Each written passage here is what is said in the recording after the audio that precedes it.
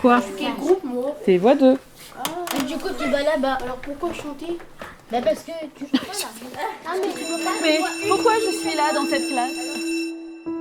On a peu l'occasion d'être spectateur du quotidien d'une classe. Brute, sans phare, fait de perfection et d'imperfection, de coups de génie et d'imprévus.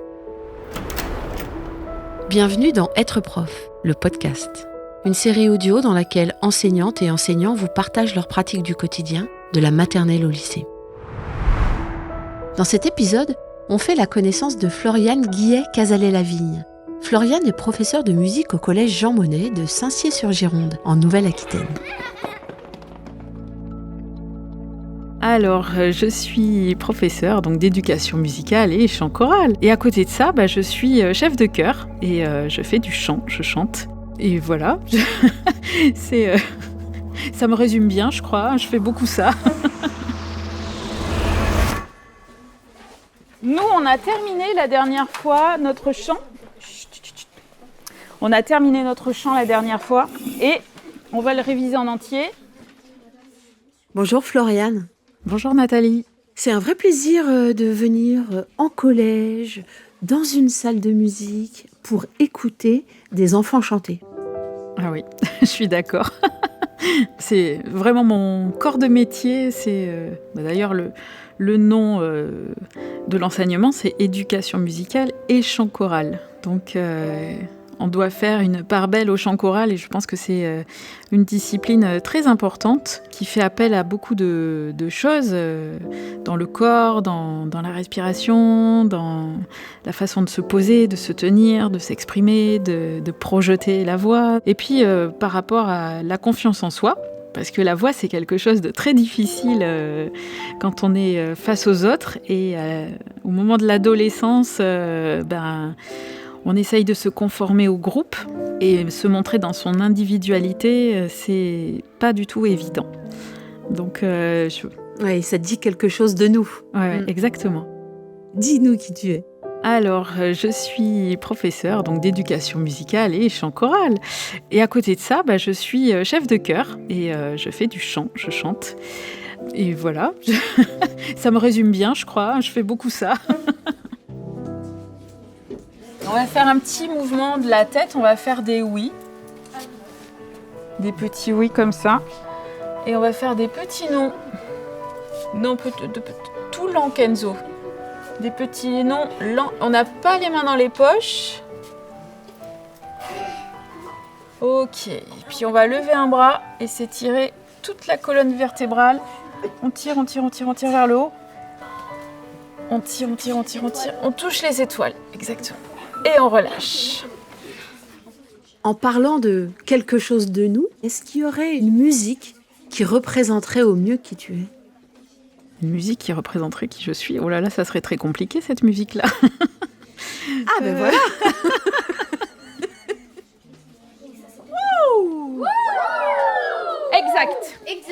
Exactement. Comment ça? Pourquoi? Mais qu'est-ce que tu me racontes? J'adore. Mais qu'est-ce que c'est que ça?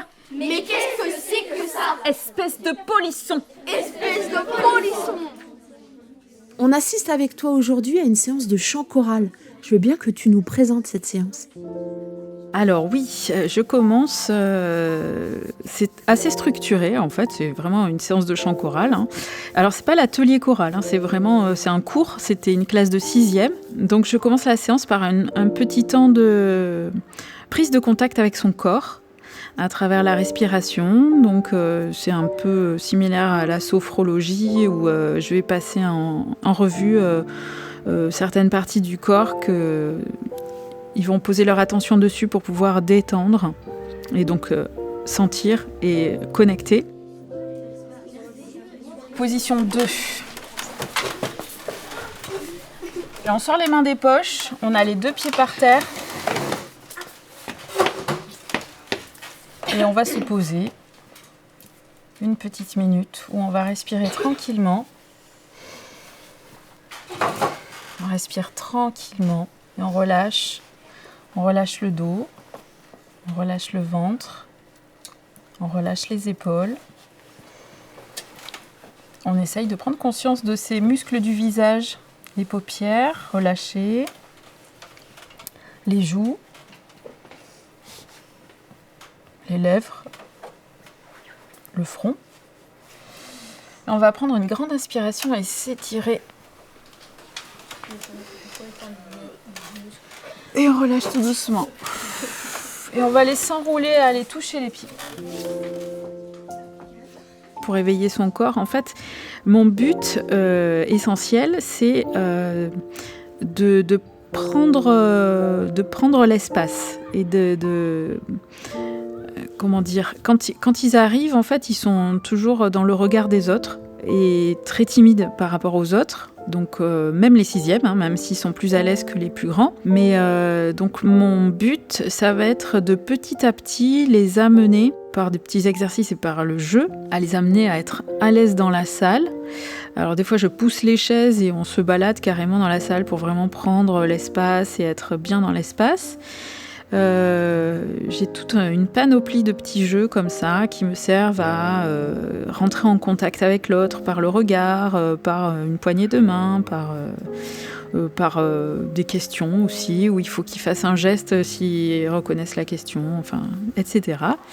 Donc être à l'aise avec leur corps d'abord, donc on va faire des petits gestes pour ouvrir la cage thoracique, pour détendre les épaules, pour connecter vraiment. Et ensuite, on va faire une petite mise en voix.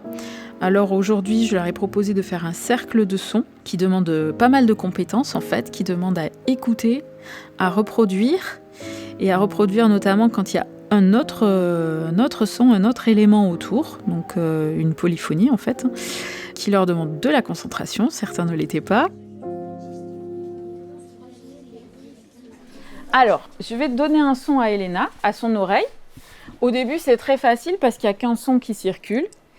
Une fois que j'ai passé le son à Elena et qu'elle va le passer à Kenza, moi, je continue. Une fois que c'est parti, je continue tout le temps. Mais, Thiago, c'est ça qui est compliqué, c'est qu'à un moment donné, je vais faire passer un autre son. Pendant que le premier son circule, il va y avoir un deuxième son qui va se superposer. On va avoir les deux sons en même temps.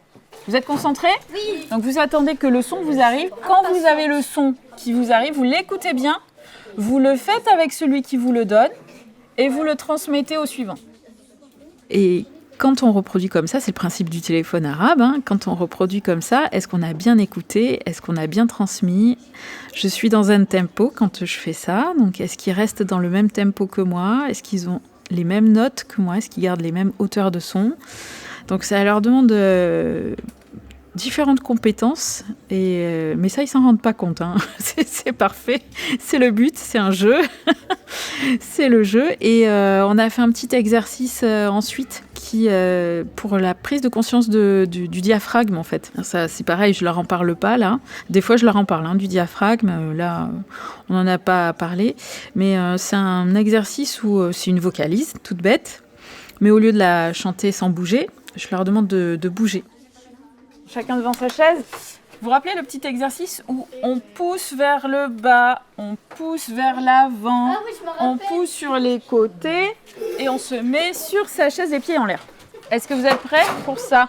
Et l'important, c'est pas les gestes, c'est de chanter. Ok, et on s'applique alors. Dou, dou, dou, dou, dou. C'est parti, 3 et côté.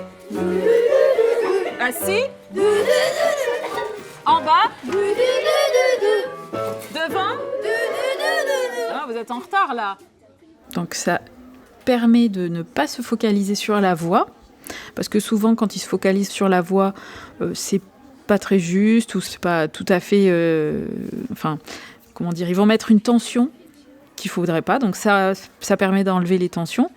Et donc je leur ai demandé de faire des gestes qui permettent de sentir une résistance. Et cette résistance, en fait, c'est celle du diaphragme. Et voilà. C'est un peu comme de l'hypnose, ça éloigne les tensions, voilà. Et après, on était sur une phase où on avait terminé un chant qu'on devait réviser entièrement pour faire une évaluation la semaine suivante. Et on a un petit peu commencer un nouveau chant. Donc après voilà, sur les apprentissages en eux-mêmes et les révisions, j'ai aussi mes petites techniques, essayer de repérer, isoler les difficultés, réviser ce qui a été fait la dernière fois uniquement pour remettre en mémoire, puis chaque voix, et remettre tout ensemble, filer une fois pour voir ce que ça donne, et puis reprendre les petites difficultés qui subsistent. Et sur une nouveauté, d'abord je leur montre. Je leur chante moi, mais juste ils n'écoutent pas bêtement en fait. Je leur pose une question avant, quand même, une ou deux, et pour qu'ils aient une attention portée sur ce que je vais faire. Donc là, tout simplement, je leur ai demandé qu'est-ce que je raconte, écoutez bien la langue, est-ce que vous la reconnaissez ? Et je faisais des mouvements en même temps. Donc je leur ai demandé de bien repérer ce que je faisais comme mouvement, et puis des correspondances avec les paroles. Écoutez bien, vous allez me dire si vous comprenez ce que je dis, et vous allez me dire ce que je fais aussi. Say da ma day da ma day dam do, say da ma day dam do, say da ma day da ma day dam do, say da ma day dam do, say da ma day da ma day dam do, day dam do, say da ma day dam, say da ma day dam, say da ma day dam do. Alors, qu'est-ce que j'ai comme mouvement ? Vous tapez des mains quand vous dites do. Vous tapez quand vous dites say. Je tape quoi ? Non. Vous tapez des pieds. Des pieds, ouais. Je fais un pas quand je dis say. Et c'est un prétexte, en fait, à leur rechanter plusieurs fois pour qu'ils l'aient bien en mémoire avant de eux-mêmes commencer à le faire. Donc je cherche à leur faire écouter de plusieurs façons. Pareil, quand ils commencent à le chanter, alors on n'a pas été très loin sur cette séquence-là, mais quand ils commencent à chanter quelque chose de nouveau, je m'arrange pour leur faire répéter, parce qu'il n'y a qu'en répétant qu'on y arrive, pour leur faire répéter, mais de différentes façons. Alors des fois, je vais demander juste à un petit groupe de le faire, et puis demander aux autres, vous nous direz comment vous avez trouvé ça. Ça permet de faire répéter sans qu'il y ait de fatigue et de lassitude, et qu'ils comprennent qu'en fait, il y a un but à chaque fois. On ne répète pas juste pour répéter. Voilà, donc y a tout un déroulé technique qui s'adapte à chaque difficulté de chant en fonction de si c'est en langue étrangère, c'est une difficulté. Si c'est une polyphonie, c'est une autre difficulté. Voilà. Merci pour cette description.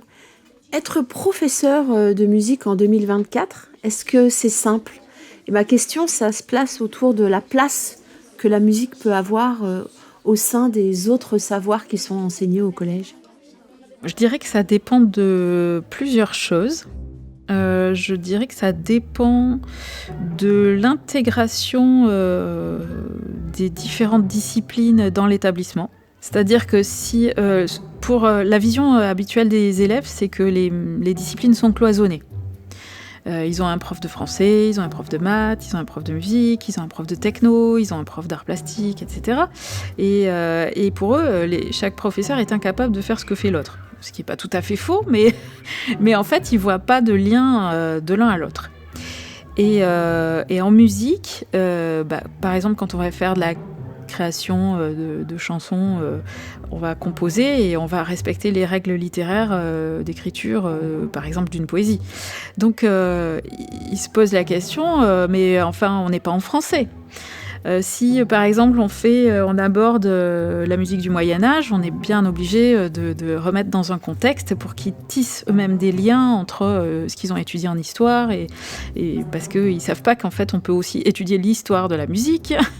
Et donc là, mais qu'est-ce qu'on fait ? On fait de l'histoire. Si on travaille sur le poème symphonique et que on parle d'un tableau parce que le poème symphonique est parti d'un tableau ou d'un bouquin, ils vont se demander pourquoi on fait de l'art plastique en musique. Donc ils sont très très cloisonnés, ils n'imaginent pas du tout qu'en fait tout est lié, même les sciences, la musique, tout est lié. Et quand dans l'équipe enseignante on mène des projets en commun où chacun amène sa partie mais autour d'une thématique commune, et là ça leur montre l'importance aussi de la culture, des arts et de ce que ça apporte à la société, à l'histoire et que ça fait partie vraiment de l'histoire de l'humanité et ça permet de décloisonner et je pense que c'est ça qui est important.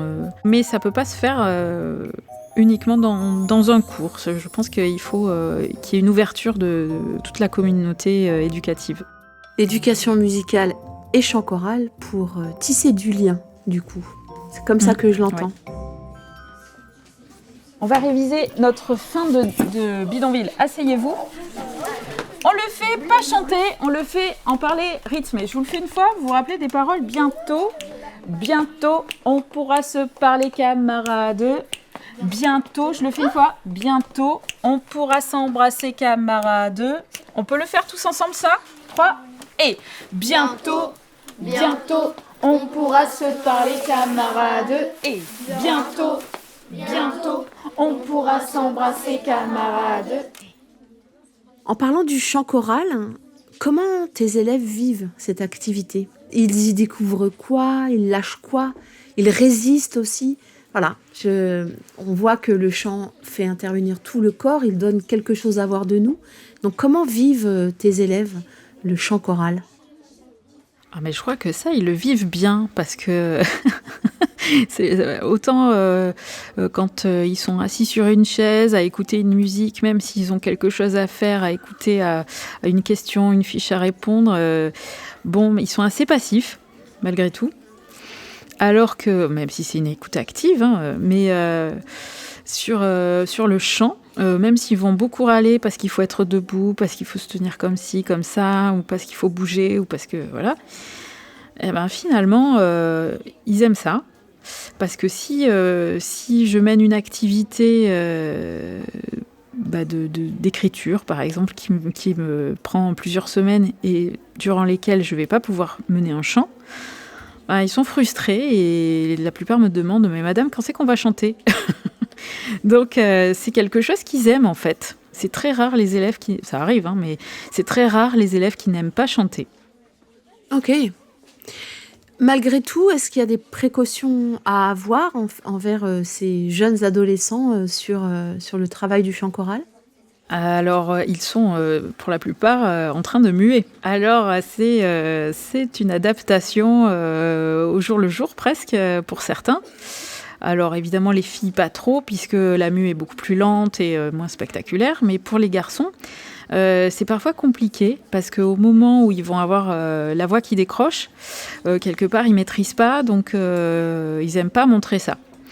Et donc, à travers l'activité, justement, on va parler de la mue, on va parler des changements hormonaux, on va parler du lâcher-prise. Le décrochement, c'est pas un problème en soi. Et j'en profite pour leur faire écouter que dans certains pays, dans certaines musiques traditionnelles, le décrochement de la voix, c'est quelque chose qui est recherché, justement, et qui est utilisé comme le yodel. Et qu'il y a plein de façons de chanter différentes, il y a plein de voix différentes, il y a plein de techniques de voix différentes, et que nous, on est habitués à une certaine façon de chanter dans les pays occidentaux.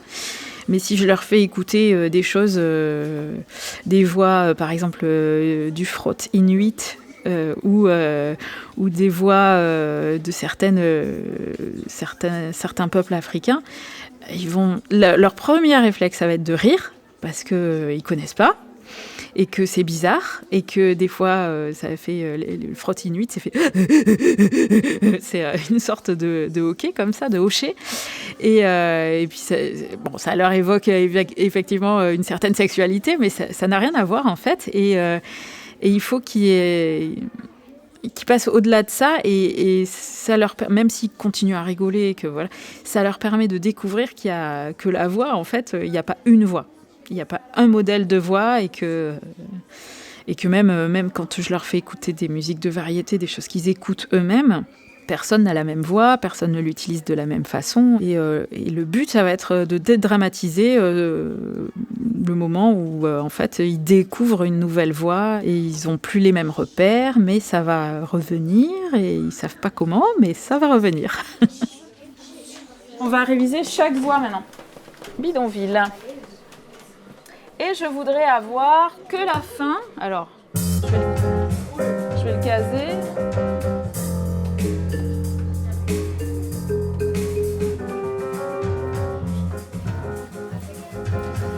Alors, je voudrais avoir la voix 1, s'il vous plaît, sur le refrain. Et donne-moi ta main, camarade. Voix 1. Qui vient d'un pays. Je vous entends pas. Je vous entends pas. Et donne-moi ta main, camarade. J'ai 5 doigts, moi aussi. On peut se croire égaux. Serre-moi. Et serre-moi la main, camarade. Je te dis au revoir. Je te dis à bientôt.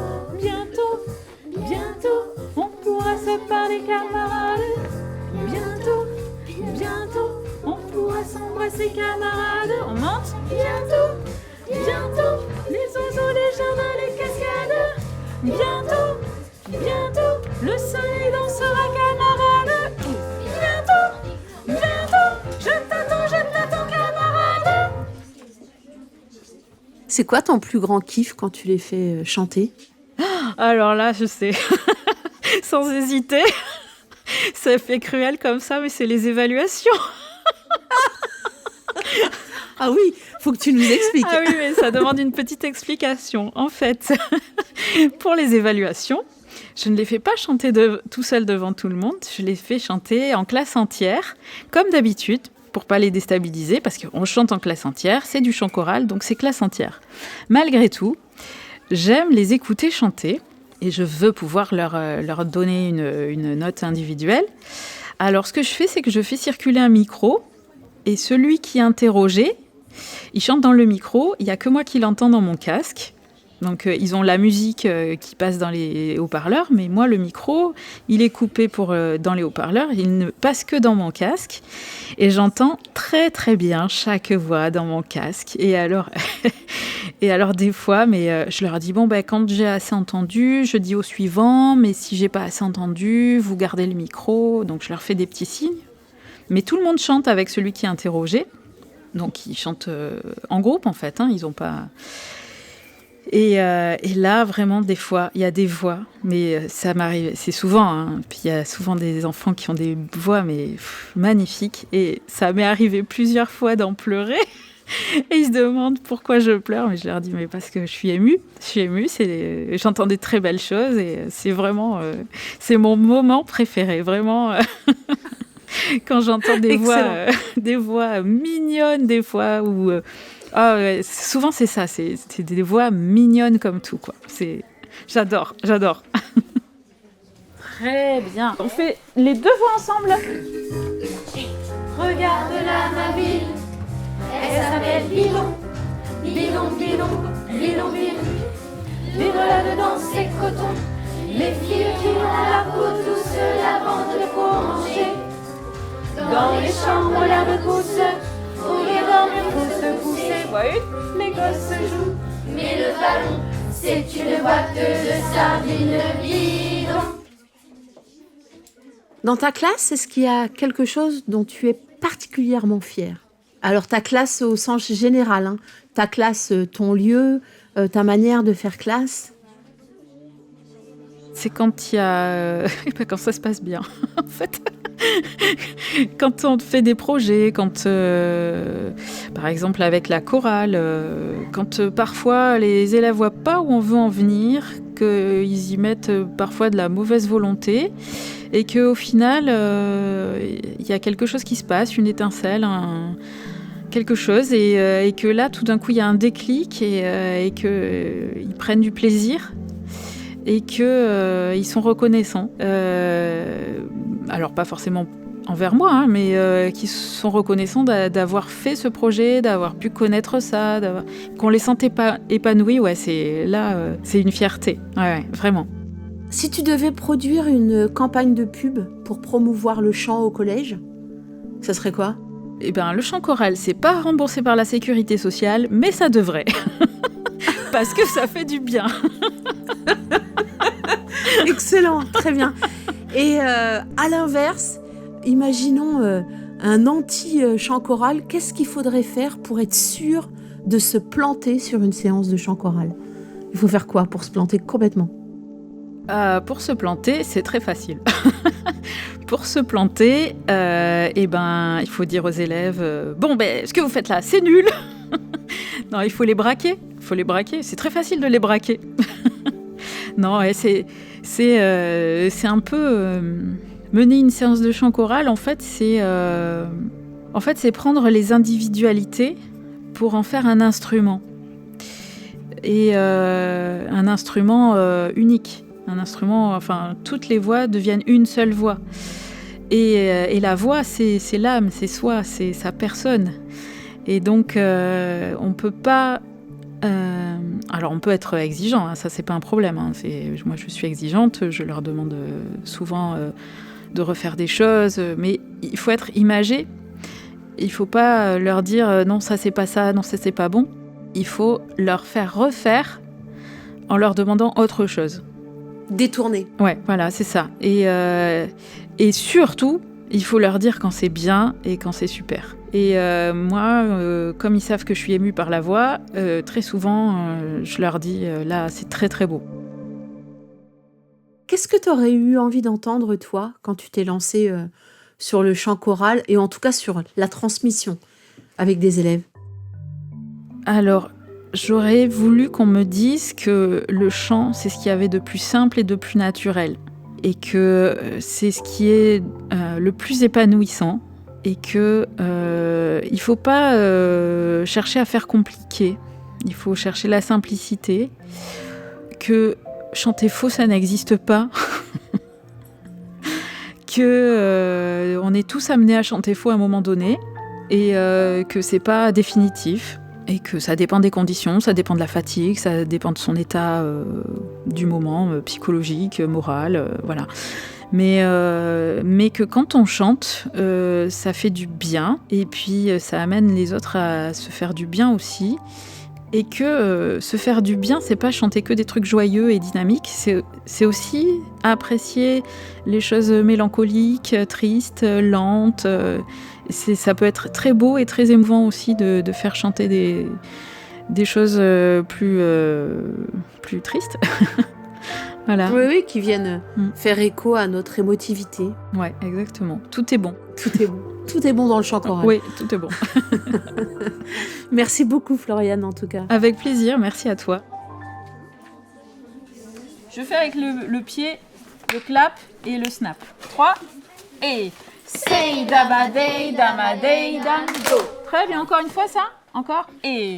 Say dama day dam do. Ok, ça marche. Allez, vous pouvez y aller. Bonne journée. De chansons d'Afrique. C'était Être prof, le podcast. Une série audio animée par Nathalie Dreyfus, enregistrée par Yanis Dokuto, Théo Cancelli et Laurine Bonnefoy, montée par Jeanne-Marie Desnos, réalisée et mixée par Benjamin Masset et Yann Thierry et produite par l'Acme Productions. Si vous avez envie d'approfondir le sujet, retrouvez plus de ressources sur êtreprof.fr.